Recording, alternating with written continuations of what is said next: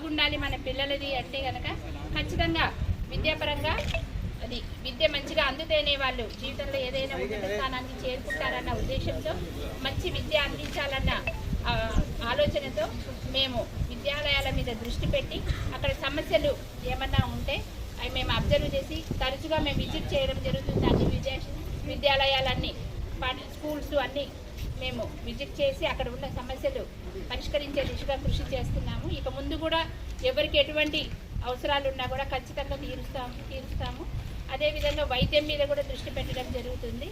ఈ రెండు మేజర్ సమస్యలు కనుక తర్వాత మీ అందరికీ కూడా కాంగ్రెస్ ప్రభుత్వం వచ్చిన తర్వాత ఎన్నో పథకాలు ప్రవేశపెట్టడం జరిగింది.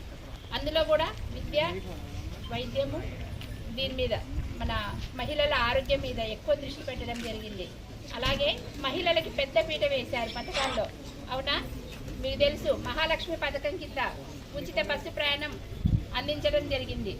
ఎలా ఉంది? ఎంతమంది బస్సులో ప్రయాణం చేస్తున్నారు? వస్తున్నారా? అందరికీ ఫ్రీగా ఉందా? బాగున్నాయా? టైంకి రావడం అంతా బాగానే ఉందా? ఏమైనా ఇబ్బందులు ఉంటే చెప్పండి. బాగానే ఉందిగా? ఓకే. అలాగే మీరు ఈ అవకాశాన్ని సద్వినియోగం చేసుకోవాలి, మంచిగా చదువుకోవాలి. ఇంటి గడప దాటనిచ్చే వాళ్ళు కాదు. ఆడపిల్లకు చదువు ఎందుకు, ఒక వయసు వచ్చినాక పెళ్లి చేసి పంపిస్తే బాధ్యత తీరిపోతుందనే దశ నుంచి మన అమ్మాయిలు బాగా చదువుకోవాలి, మంచిగా స్థిరపడాలి, మంచి ఉద్యోగాల్లో ఉండాలి అని ప్రతి తల్లిదండ్రి భావించి ఎన్నో కష్ట నష్టాలకు ఓర్చి మీ అందరినీ చదువులకు పంపిస్తున్నారు. అవునా? మన పేరెంట్స్ ఎంత కష్టపడుతున్నారు.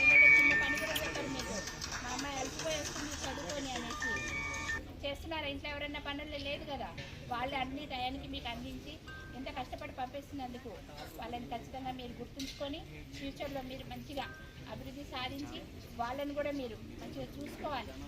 మీ బాధ్యత ఏంటంటే తల్లిదండ్రులని వాళ్ళని కూడా మీరు ఆదరించాలి, వాళ్ళ బాగోగులు కూడా చూసుకోవాలి ఫ్యూచర్లో. అలాగే ఇది మా అత్తయ్య గారు ఎంతో కలలు కన్నారు, అమ్మాయిలను చదివించాలి. ఎప్పుడు ఆమె 65 ఏళ్ల వయసులో కూడా